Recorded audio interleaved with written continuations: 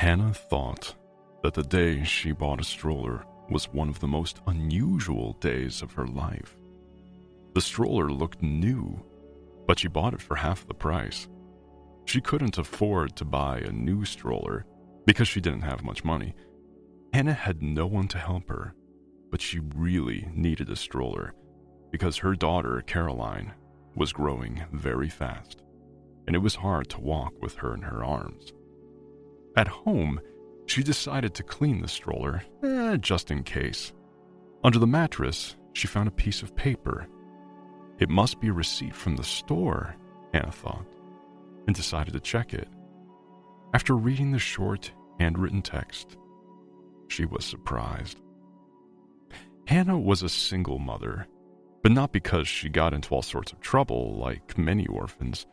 No, she was a responsible girl and had dreamed of having a family since she was a child, and she had a chance to make her life the way she wanted. She was placed in the orphanage when she was 6, and she remembered life with her parents with horror. Her parents were alcoholics, and social services tried to do something. They constantly came to them with inspections, but when they realized that the parents weren't going to take care of their kids, they initiated the process of depriving them of their parental rights. That was how Hannah and her younger brother, who was 2 years old, ended up in the orphanage. She had a terrible mother, but Hannah missed her very much at first and waited for her parents to come and take her home. But that never happened. Her parents kept drinking and giving birth to more children, but all of them were placed in the orphanage. So Hannah didn't even know how many brothers and sisters she had. Life at the orphanage wasn't bad. She was smart, diligent, kind, and patient. Also, that's where she met Joel. When they got older, they realized they were not just friends. They were in love. They decided to get married after they left the orphanage, but they knew they had to go to college and get jobs first. After they left the orphanage, the state provided each of them with a 1-bedroom apartment and some money to start a new, independent life. After graduating from college, Joel and Hannah finally decided to get married. The girl was already in her 3rd month of pregnancy, and everything seemed to be going well for them. The young couple lived in Joel's apartment, and there was a tenant living in Hannah's apartment. They earned some more money this way, for they were starting life from scratch and had no one to help them. They didn't even have the most necessary things. When they got their paychecks, they didn't even know whether to buy chairs or dishes first. And every day there were more needs and less money. And soon they would have a baby. They were afraid to even think about how many different things they had to buy for a baby. After college, they both worked at the same company. Joel also worked part-time as a cab driver at night. But when people love each other and want to live together until they are old, they can overcome all difficulties. At least that's what Hannah thought. She had a husband and a place to live, and soon they will save some money, sell their 1-bedroom apartments, and buy a spacious house. There will be enough space for not 1, but 2 children. She often shared her dreams with her husband and did not notice that Joel wasn't interested in discussing his wife's plans anymore. Joel became bored with family life. He knew that nothing good awaited him in such a life. Often in the evenings, waiting for the next client, he thought with frustration, "I'm only 23, but what is my future? A job I hate, a low salary, working in a cab service at night so that once a month I can afford some fun, going out to the cinema with Hannah, or having a cheap beer with friends. And that's how I'll have to live until I retire. I can't even expect any change for the better. I shouldn't get married so young. I did it just because I was scared of living alone. I thought someone should cook dinner, clean the apartment, and meet me when I came home from work in the evening.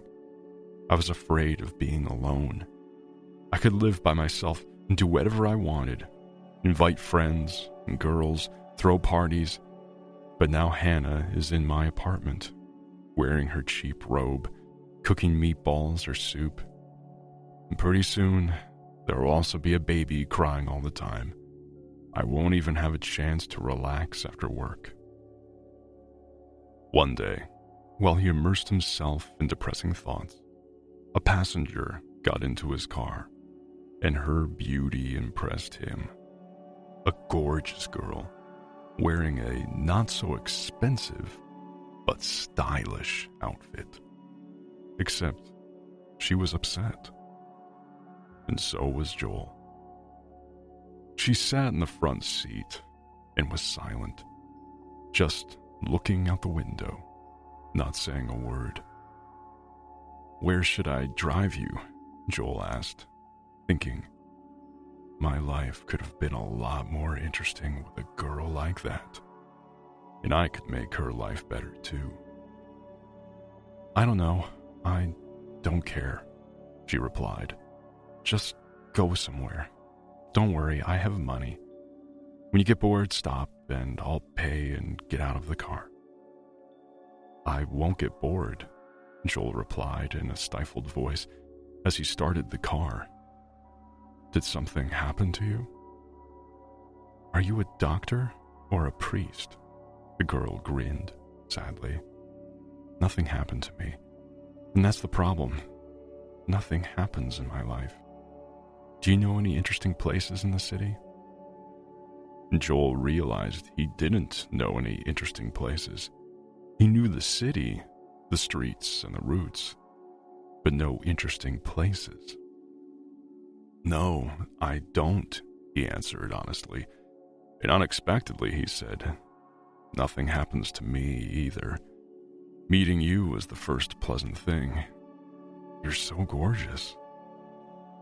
They drove along the empty road, talking about something trivial. But gradually, their conversation became more and more meaningful. Soon, Joel knew that the girl's name was Tiffany.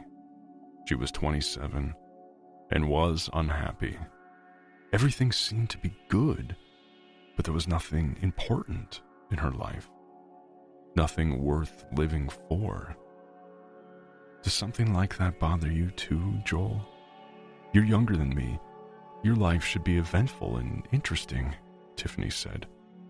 "Well, I'm 23, and I have the most important thing.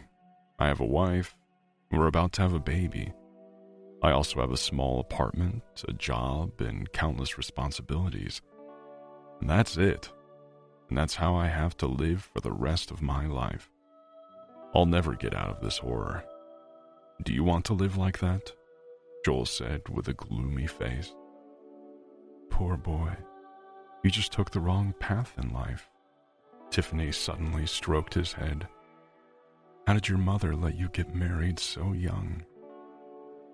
"I don't have a mother, and never had. I was raised in an orphanage. I just wanted a family. I wanted to be loved.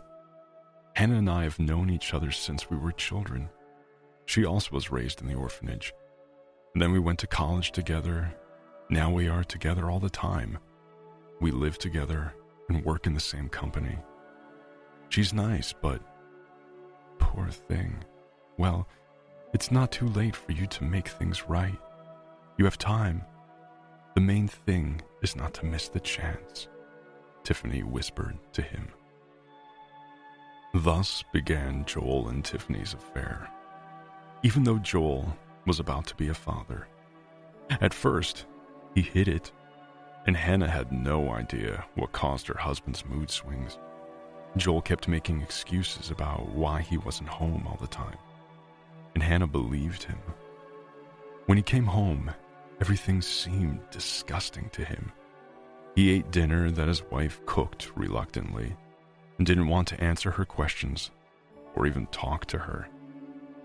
As it turned out, Tiffany was living in a rented apartment, working for a big company, and fell in love with her young lover. And he got everything he dreamed of with her, And even more, she was caring like a mother. At the same time, she was a passionate and wise woman. He fell in love more and more every day. Hannah and the baby now seemed like a burden that didn't mean anything to him. Tiffany supported him and kept saying, "You don't have to worry about it, Joel. A lot of people get divorced. There's nothing wrong with that. After all, she won't be homeless. She's got the apartment, and you can pay child support. She should have thought about the possible consequences before getting married. She needed an older man, a wealthy man. But she married you. It's all her fault." The arguments of his mistress seemed more and more convincing, but Joel was in no hurry to tell his wife everything. Tiffany supported even this decision. "That's right. Wait until the baby comes. Pregnant women shouldn't be upset. Otherwise, she'll have a sick baby, and you'll be paying for that baby's treatment for the rest of your life." Sometimes, Tiffany said horrible things about Hannah and the baby, but Joel didn't care. He no longer felt anything for his baby and wife, only annoyance. He decided that right after childbirth, he would tell Hannah about a divorce. Then she would leave his apartment, and he would finally live happily with Tiffany. Finally, the day when Hannah was taken to the maternity hospital came, and Joel got great news. He had become the father of a beautiful baby girl. Well, his wife was no longer pregnant. No need to take care of her anymore. But he couldn't talk to her frankly now. He wasn't allowed into the maternity ward yet, and he didn't want to write a letter. So he just packed up Hannah's belongings for now. He bought a baby kit at the baby store with Tiffany's help, a romper, diapers, and a blanket. "Now no one can say that you didn't take care of the baby," Tiffany muttered as she helped him pack. "I hope you'll help her move all her things to another apartment soon. It's time for you and me to set up our place. This apartment isn't bad, but it's obvious that Hannah didn't try to make it cozy. It's too modest, but I've already picked out some fancy curtains and other decorations. Your life will be completely different soon. It's already different, but I'm willing to live even in a hovel as long as you're with me," Joel replied in a playful voice. When Joel came to pick her up from the maternity hospital, Hannah realized that these were not the best times in her life. He was indifferent when he took the baby in his arms. He didn't even look at his daughter's face. Without kissing his wife, he silently gave her a cheap bouquet. "Aren't you happy, Joel? Is it because we have a daughter and not a son?" a young mother asked. "Hurry up, the cab is waiting," Joel replied indifferently.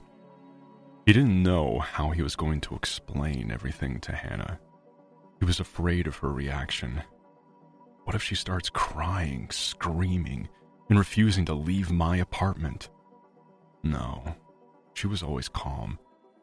But they say things can change after the delivery. It's a good thing Tiffany's already there. Hannah won't make a tantrum in front of her, the man thought. He was afraid to be alone with his wife, so he asked his mistress to be there, and Tiffany agreed. When they entered the apartment, Hannah looked around bewildered and asked her husband, "Didn't you buy a crib and a stroller?" At this time, a smiling Tiffany came out of the room. "Don't worry, Hannah. We took care of everything. We bought the crib, but you'll have to buy the stroller and everything else yourself. Joel also bought diapers and toys and even baby wipes, and he packed your stuff. Here's your suitcase. Come on, Joel. Tell her," she encouraged her lover. "Yes, Hannah, we should get a divorce. This is Tiffany, and we are going to live here together. I mean, we already live here," Joel said.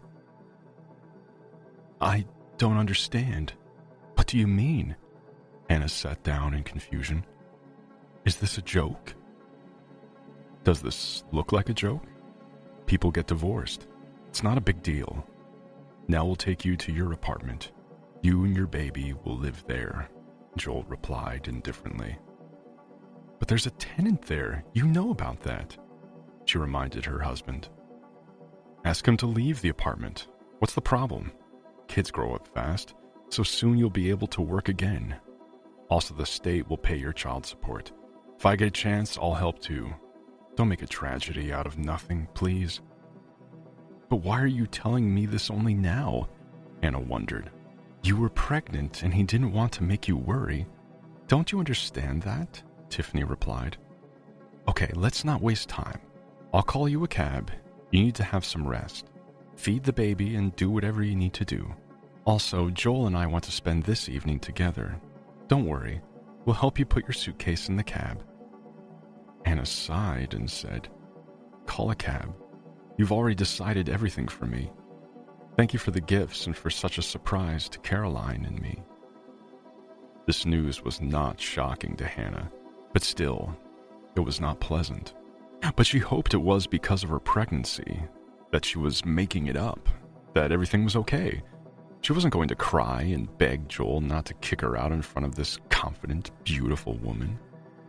Tiffany had no plans to leave Joel and his wife alone, so Hannah had no chance to talk to him. Besides, she knew from Joel's behavior that he would not change his mind.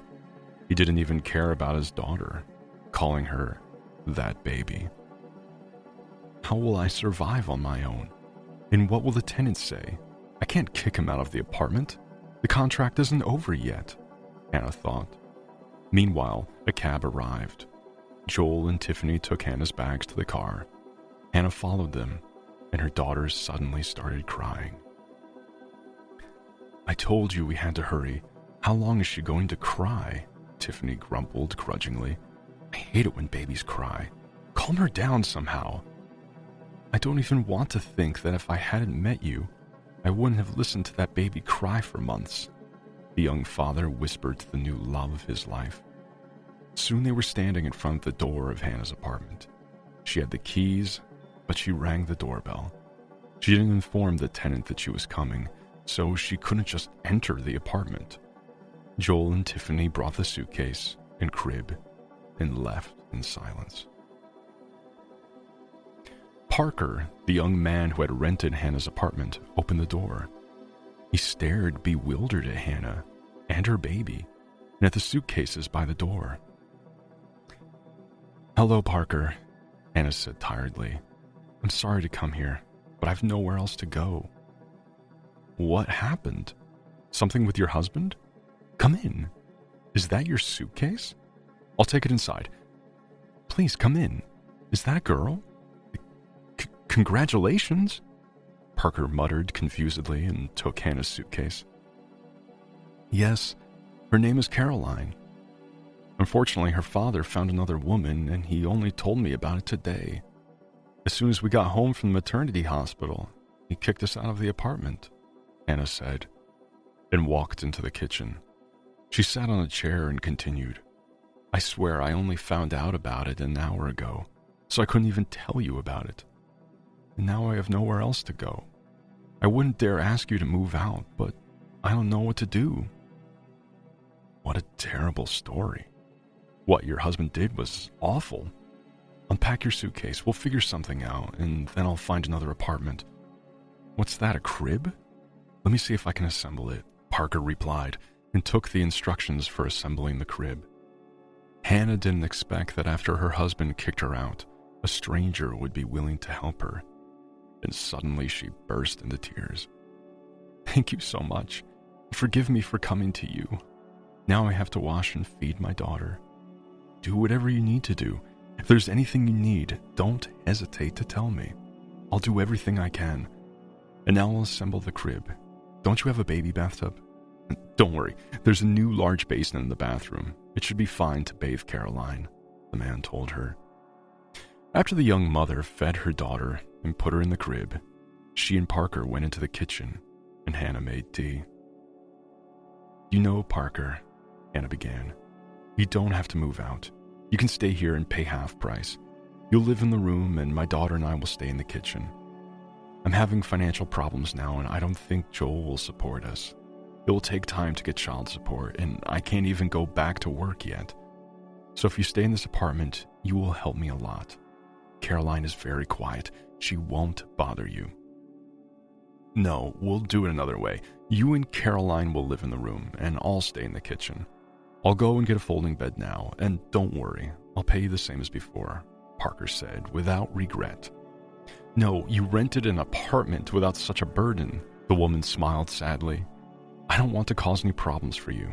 Besides, maybe Joel will come to his senses and apologize, so Carol and I can go back home.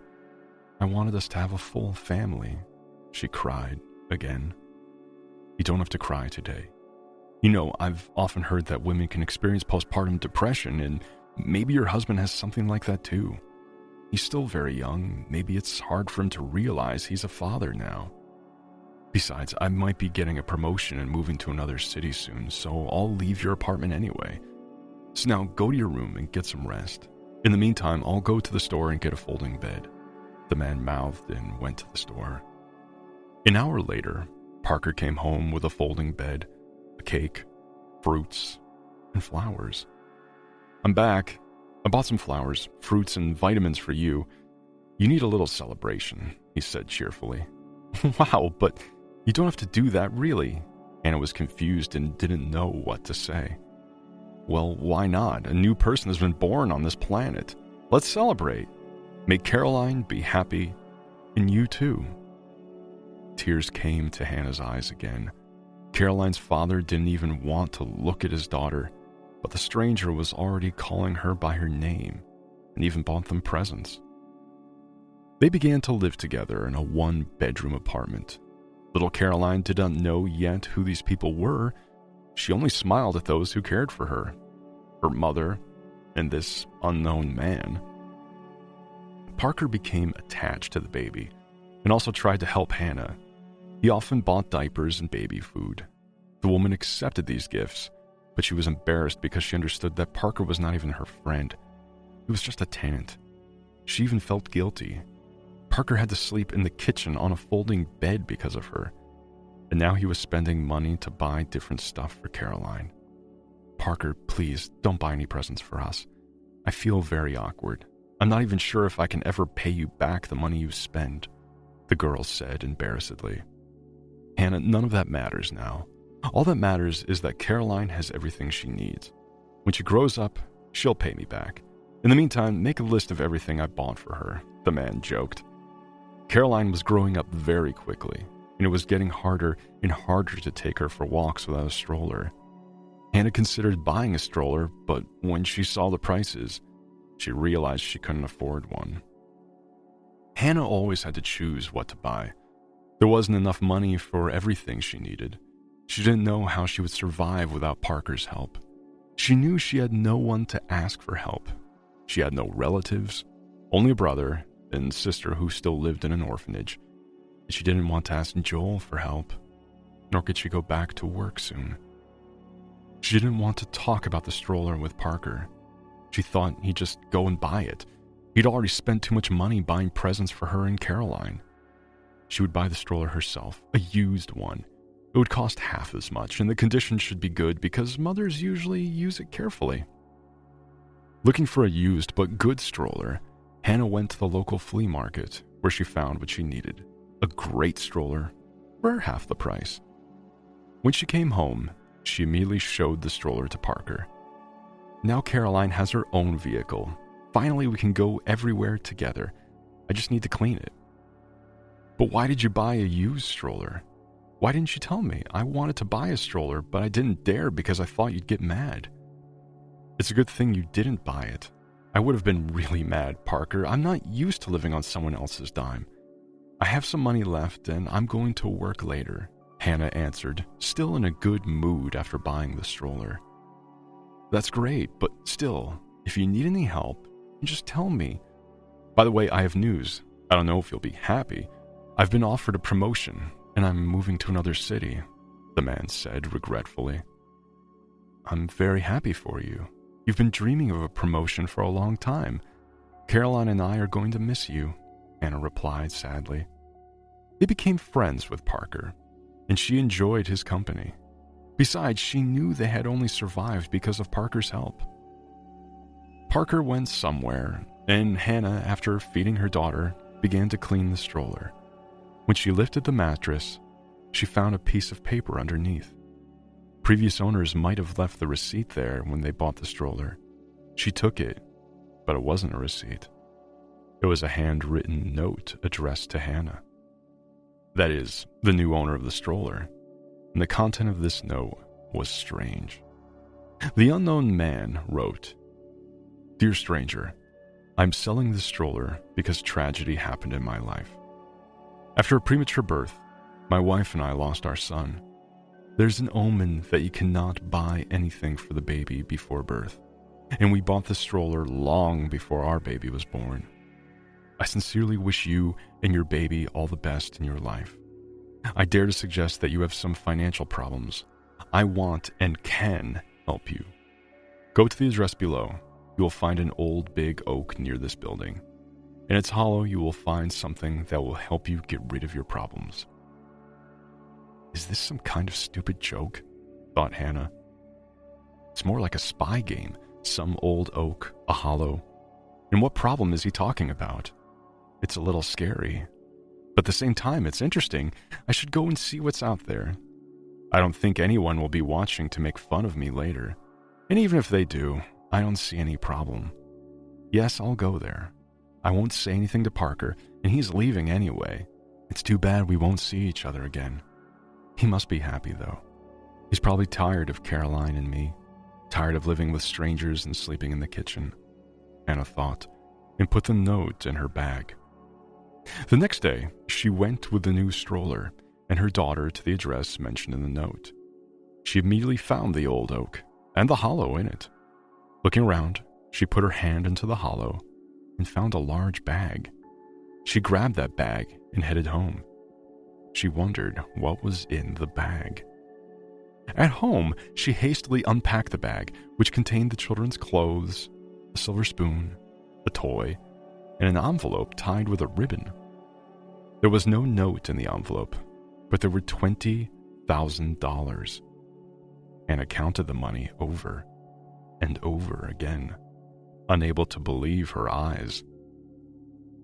Has a miracle happened in her life? After all, this really is the solution to all her problems. She can no longer worry about anything until she starts working. Now she doesn't have to worry about money. She can even afford some gifts and goodies. But who should I thank? Who should I pray for? Whom should I wish happiness? Thought a happy Hannah. Soon Parker came home. It was time to pack. Well, Hannah, I'm leaving. I'm going to miss you and Caroline and worry about you. Please, if you need any help, call me. Don't worry, Parker. Now I know everything will be all right. I'm happy now, and soon our life will be even better. My daughter is growing up. I will start working soon. You don't have to worry about us. But Caroline and I will miss you too. I'll call you sometimes. You can call us whenever you want to, Hannah said with a smile. It's good to see you in a good mood, Hannah. You're a smart girl and a wonderful mother too. I believe everything will work out the way you want it to. Parker packed his stuff, said goodbye, and left. The next day, Hannah was alone. There was no Parker by her side, but she was no longer that scared, lonely girl. Now she was a confident, strong woman.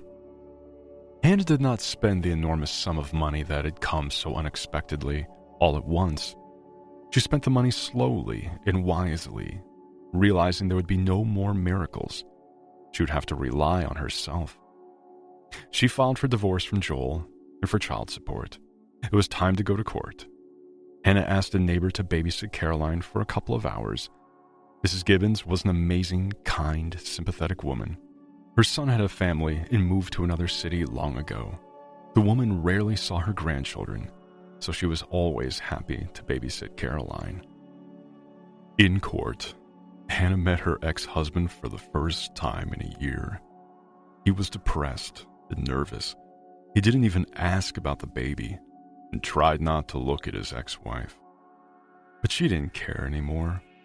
The man was out of her and Caroline's life. It was obvious that he didn't want to pay child support. He even tried to dispute paternity. But to do that, he had to do a DNA test at his own expense. And it was clear that Joel couldn't afford that. Meeting Hannah on her way out of the building, her ex-husband said angrily, "Why are you bothering me with your child? What do you want from me? I haven't thought about you for a year. Couldn't you go on with your life and not bother me? Do you really need my money? Or it's just revenge? You have a new coat, a new haircut, and expensive boots, but you keep pretending you're just a poor girl who was kicked out by your husband." "Yes, I can afford new clothes, and not only that, but you must pay child support," Hannah replied, and walked out of the building. Now she didn't understand why she had loved this man for so many years. Now, her love for Joel, her resentment toward him, and even all thoughts of the dream about a happy family were gone irretrievably. Even before she found the treasure, she had cut her ex-husband out of her life. But now she was only afraid of the future, of possible financial problems. But after the unknown man gave her such a gift, fear of the future gradually faded away. Her daughter needed a lot of things, and now Hannah could afford a massage therapist, exercises in the swimming pool for the kids, and much more. So the first 3 years of the girl's life went quietly. It was time to send Caroline to kindergarten. Finally, Hannah could get back to work. She didn't want to go back to her previous job, first because she had to work double shifts, and second because Joel worked there. Well, Hannah didn't know if her ex-husband still worked there, but she didn't want to be there. Everything reminded her of her first dreams and how they were shattered. Hannah started looking for another job and soon realized that it wasn't easy to find a good one. Her specialty was unclaimed, and she had no opportunity to get a second degree. Besides, she had a long break from work. One day, she came to another company for an interview. At that time, she was willing to take any job. Unexpectedly, she met Parker. They barely communicated, only occasionally congratulating each other on the holidays. Hannah and Parker knew nothing about each other, except that everything was fine. Hannah didn't know that Parker was back in their city after getting another promotion. He was now a senior specialist at a big, successful company. They were happy to meet each other. Parker understood that Hannah really needed a job. "You know, Hannah, I'm looking for an assistant, and I'd love it if you'd accept this offer," Parker said confidently. "But I haven't worked as an assistant. I'm not sure I can handle it," Hannah replied, and felt uncomfortable for some reason when Parker looked her in the eye. "Hannah, I'm sure you're the best candidate for this position. I promise not to be fussy about details. Besides, this schedule will suit you perfectly," Parker continued to persuade her. "Thank you, Parker. I'm still grateful to fate that you once rented my apartment. You helped Caroline and me to survive, and you continue to help." But at the time, Hannah had no idea that Parker's help was much more significant than she thought. She took the job and immediately showed her best side, and soon, through this job and her communication with Parker, who was her boss, she made a weird discovery. One day, she noticed his handwritten text. It seemed rather familiar. No, she had definitely seen his handwriting before. It was exactly like the text she had seen on that note from the stroller. Hannah kept that note. The next day, she took that note to the office, and her suspicion was confirmed. It was clear that Parker had written that note. When he arrived at the office, Hannah silently put the note on his desk. "Well," the man smiled, slightly embarrassed, "you figured it out." "But why? Why did you make up such a complicated scheme? That tree, that note?" the girl asked. "Hannah, I saw that you had problems. At the same time, I knew you wouldn't take the money from me. You were worried about every little thing, embarrassed, and when it was time for me to leave, so I found the best way to help you," the man replied, with embarrassment. But how did you know I would buy that exact stroller? How did you know I would go to that tree after all? Someone else could have that money, Hannah continued. Well, Parker smiled broadly, I thought it through. I thought through every step. There could be no mistake. Also, I was following you. I warned the stroller seller in advance, and I kept an eye on the tree. Forgive me. Why didn't I think of it right away? All these years I wondered who had given Caroline and me such a gift. But you mentioned your baby in the note. Is that true? The girl asked seriously. Yes, Hannah. Everything is true. Except that the stroller was bought for my baby. I was married and we were expecting a baby. And when my wife was 7 months pregnant, something went wrong. My son was born prematurely and didn't make it. I don't know how we survived that loss. We lived together for another year and then got divorced. I left the apartment to my wife and found another place for myself, and that's how I met you. My wife came to her senses. She even got married again. Now she has a child, and I'm still alone. But why me? Why did you decide to help me? I mean, you gave me so much money. I knew that money would help you and your daughter, and I didn't need it. And please don't even mention that you'll give me that money back. I don't even want to hear it. I just wanted to help you. Why not? I'm so grateful to you. You are right, I wouldn't take that money, though I really needed it. You saved Caroline and me from a lot of hardship and humiliation through what you did. I didn't know where to get some money, and I didn't have anyone to ask for help. Caroline was just a baby. I had no money for a babysitter, so I couldn't get a job. Without your help, I would have had to beg my ex-husband to help us, to beg for child support. Thank you, Parker. But I will try to pay you back because I'm working now, so I can save some money. I won't be able to pay it all at once, but please stop. I don't want to hear this anymore. Forget about the money and be happy. Is that clear? As your boss, I'm telling you to forget it all and go to work, said Parker, and smiled. It's clear, smiled Hannah, but I will never forget it. As it turned out, Parker had even more memories. He remembered renting an apartment from a pretty and happy girl who got married recently, even when he had just divorced his wife, he thought. I wish I had met you before, Hannah. And soon her husband kicked her out, and she came to him with the baby, unhappy and lonely. It wasn't the right time to start a relationship. If he had tried to court her, it could offend the girl, and if she ever reciprocated, it would only be out of desperation. So all Parker dared to do was help her financially. Besides, he knew that Hannah still loved her ex-husband and wanted to return to him. Parker knew it was probably impossible, so he didn't want to interfere in her life and get in her way. And then he got a promotion, moved to another city, and they haven't seen each other for almost 3 years. But even now, Parker hesitated to confess his feelings. Although now Hannah was a confident and independent woman, and Parker had better chances. Parker felt that now she might reciprocate his feelings, not out of gratitude or because she wanted to ensure a good future for her daughter, but simply because she liked him too. And Hannah realized that Parker wasn't just helping her out of compassion.